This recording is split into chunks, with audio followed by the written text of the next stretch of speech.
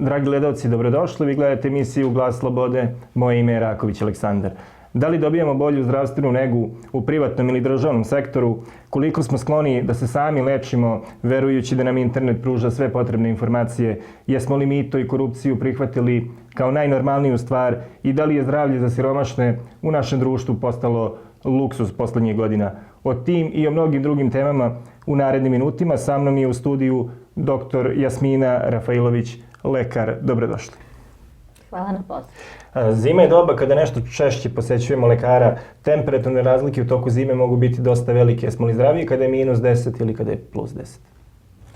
Pa definitivno je da smo zdraviji kada su ove više temperature, zato što nam bilo kakve oscilacije koje su ekstremne ne odgovaraju. Potreban je jedan duži period da bi se čovjek adaptirao na nagle promjene, bilo temperaturne ili atmosferskog pritiska ili razlike u visinskim promenama, upravo tako. Znači sve te stvari da bi se čovjek lakše prilagodio, potrebno je vrijeme. Koje su kategorije stanovništva najugroženije u zimskim periodima? Pa najugroženije su nam najosjetljivije kategorije. To su dečja populacija, treće doba, odnosno ljudi preko 65 godina, zatim trudnice i hronični bolesnici. Njih obavezno moramo da naglasimo, s obzirom da su to ljudi koji od svojih bolesti boluju duži niz godina i u njihovim bolestima samo postoji period kada su smanjene tegobe, smanjeni simptomi i situacije kada dođe do akutizacije bolesti. Tako da su onda možda oni na prvom mjestu koji reaguju. Da li je vakcinacija protiv gripa preporučljiva svim kategorijama ili se primjenjuje samo kod onih pacijenata koji bi eventualno teško podnijeli simptome gripa? Uglavnom savjetujemo da se vakcinišu osobe koje imaju kategoriju i pripadaju kategoriji hroničnih pacijenata, pogotovo osobe koje pripadaju kategorijama kardiovaskularnih bolesnika kao i bolesnika od pulmonalnih bolesti.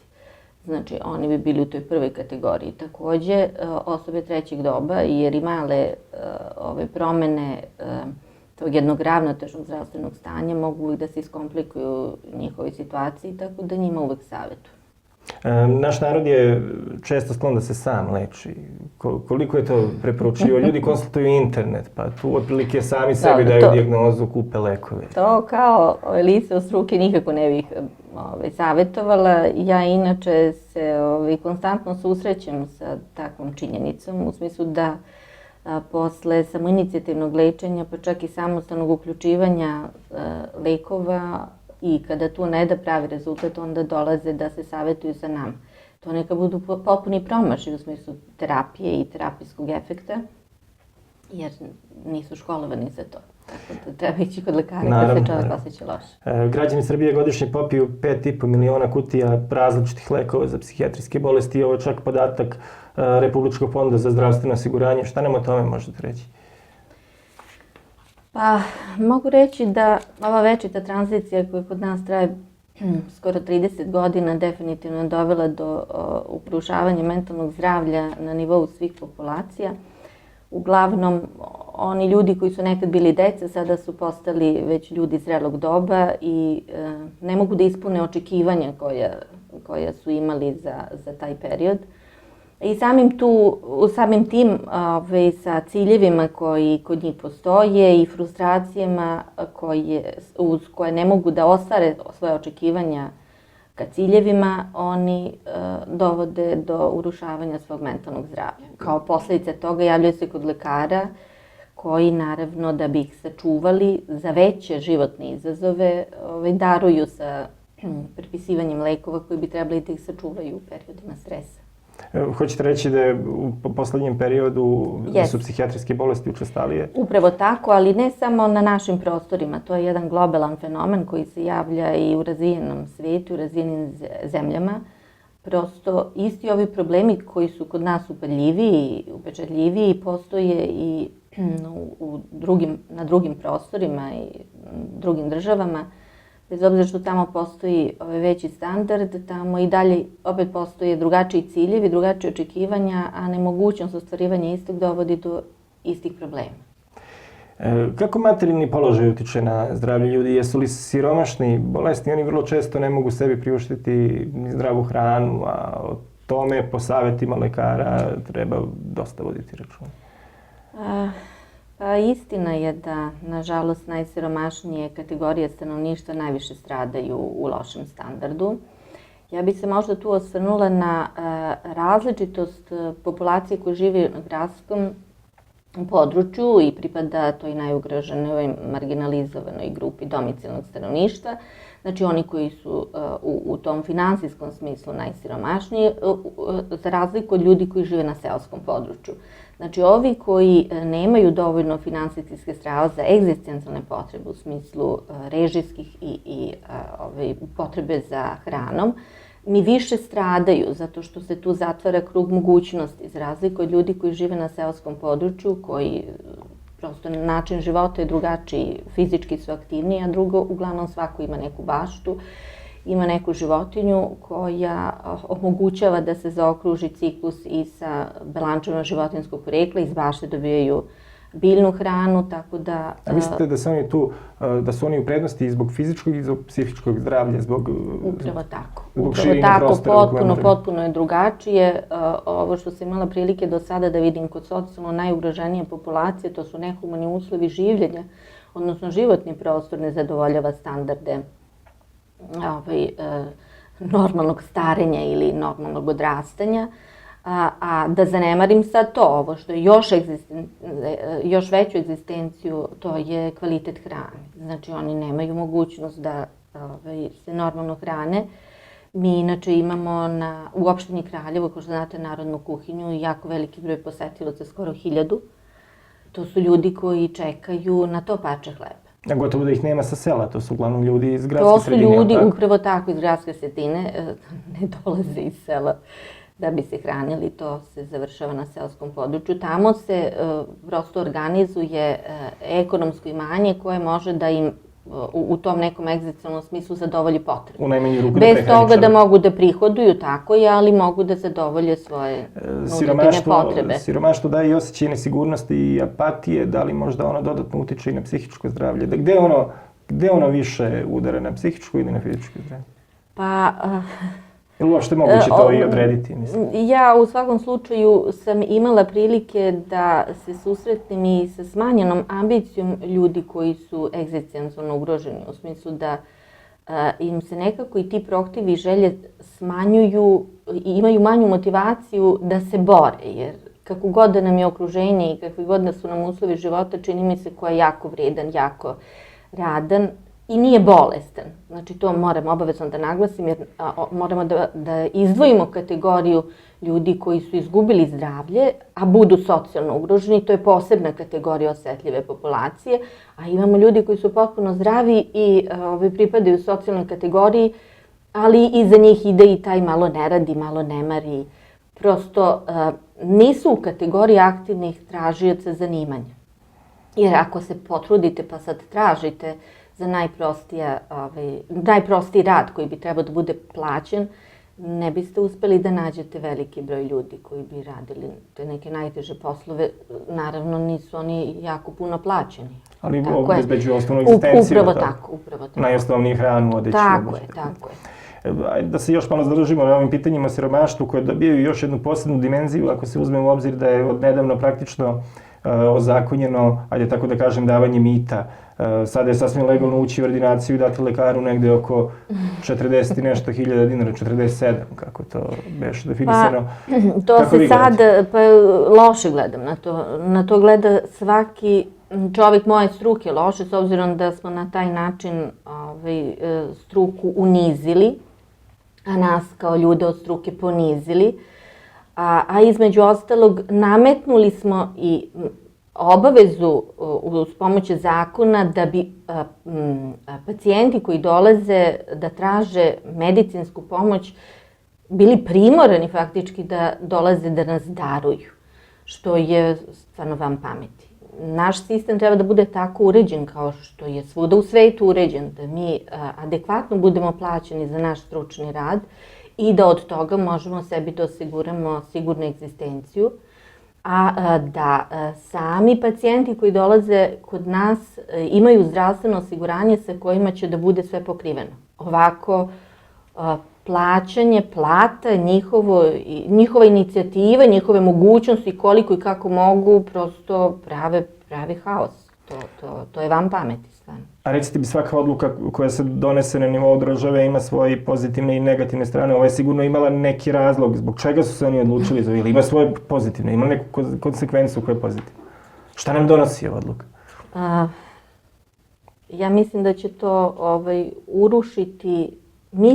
to urušiti, nažalost, kvalitet rada prema onima koji ne budu imali mogućnost da donesu iz svog džepa neku nadoknadu. Stoji li mogućnost da se i doktori naviknu na tako nešto pa da očekuju?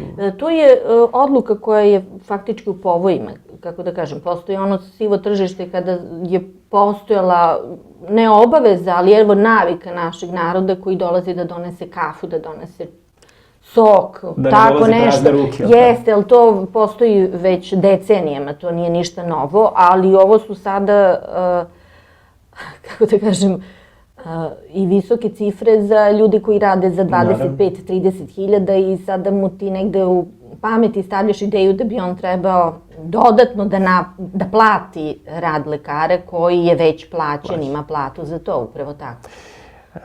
Koji je trenutno najučestaliji zdravstveni problem sa kojim se pacijenti javljaju kod vas? Pa sezonskog je karaktera. Sada najčešće imamo problem sa respiratornim infekcijama koje se manifestuju plućnim problemima na gornjim ili donjim disanim putevima u zavisnosti koliko je ozbiljan problem, a isto tako velika je frekvenca virusnih infekcija koji se manifestuju sa problemima organa za varenje. Znači to je ono što bih ovako izdvojila kao najupadljivije za ovaj period. Neki savjet kako se ponašati preventivno? Kako se ponašati preventivno? Od virusa praktično ima neke...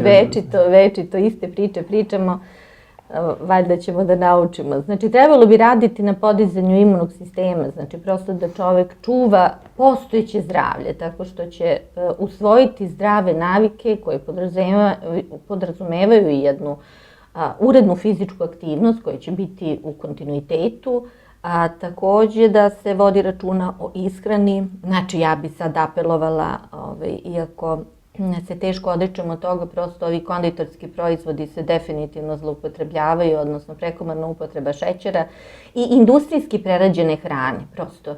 To bi trebalo da izbegavamo, trebalo bi više da se... Opet se većemo na onu baštu, je li tako od malo? Pa između ostalog, ali mislim i na domaću kuhinju. To je obrok na kašici, prosto u porodičnom okruženju. Takođe manje stresa. Ako ikako postoji mogućnost manje stresa. A ja sad tu imam dva razmišljanja. Uvek savjetujem pacijente kada se desi situacija sa stresom, a s tim se svakodnevno susrećemo, treba ih razlučiti.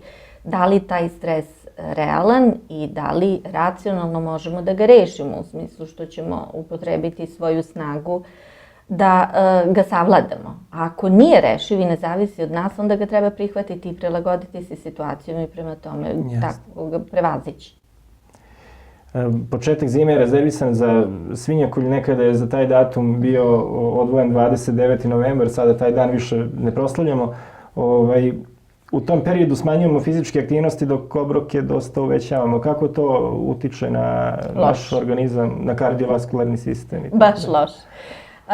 Ja, valjda zato što je januar početak godine, vidim da se tada nekako otreznimo i uglavnom imamo veliku posetu lekarima, prosto pacijenti hoće na početku godine da okončaju onu prethodnu i da vide kako je zdravstveno stanje, da se urade neke preventivne kontrole. Između ostalog, tada baš rade krvne laboratorijske analize i baš tada uočavamo svuda problem sa povišenim masnoćama, bilo kolesterolom, trigliceridom, čak se pojavljuje i neki šećer. Tako da to ne ide u prilog da baš tad se, osim ako nemaju neko akutno zdravstveno stanje koje se pogoršalo, pa u tom smislu ima smisla to raditi. ali baš te biohemijske analize treba odgoditi nakon novogodišnjih trpeze, znači neka to bude 15 dana, možda krajem januara, a ne neposredno iza Božića ili neposredno iza Nove godine.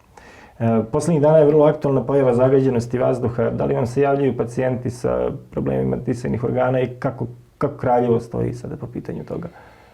Pa, javljaju se u smislu što imamo pogoršanje kod osoba koje imaju hronične opstruktivne bolesti pluća, kod njih imamo dodatno pogoršanje, takođe kod osoba koje imaju problema sa kardiovaskularnim bolestima, pre svega govorimo o pacijentima koji imaju neki hroničan tok i boluju više godina. Kod nas, kao što znate, još od 2010. postoji uredba o uslovima monitoringa i zahtevnog kvaliteta vazduha. O svim tim stvarima se bavi Agencija za zaštitu životne sredine koja je pri Ministarstvu poljoprivrede, koja je na vrhu vlasti. I oni imaju taj monitoring koji određuje kvalitet vazduha samo u 11 gradova u okviru Srbije, što je više nego neobično i čudno, jeste. Prosto te merne stanice imaju na tako malo gradova koji su možda po nekim industrijskim mogućnostima, potencijalima jače nego neki drugi gradovi, ali definitivno problem postoji na nivou čitave Srbije. I između ostalog i u našem gradu. A šta će da dovede do veće zagađenosti, to je definitivno zimski meseci, takođe atmosferski pritisak, vlažnost, čestice smoga, čađi. Opet je gradsko stanovništvo tu verovatno ugroženije nego seosko. Sigurno. Trenutno imamo prisutan koronavirus u Kini koji se postepeno širi na Evropu. Da li vi znate nešto o tome? Imaju li građani Srbije razloga da budu zabrinuti? Za sada nemamo registrovane slučajeve. U Beogradu se pojavila jedna osoba sa respiratornim tegobama. Sumnjalo se da je možda u pitanju akutizacija koronavirusa, međutim to je demantovano. Za sada ih nemamo, ali je realno da može da se pojavi s obzirom da su ove migracije učestale upravo tako i da za nekoliko sati ljudi su sa jednog na drugi kraj planete i može lako da se prenese, kako da ne. Vi za razliku od većine vaših kolega radite isključivo u privatnom sektoru. Sada je tako, radimo u privatnom sektoru. Šta ne možete reći o firmi u kojoj radite? Ja sam radila u državnom. Pa mogu sve najbolje da kažem, tu sarađujem za hleb.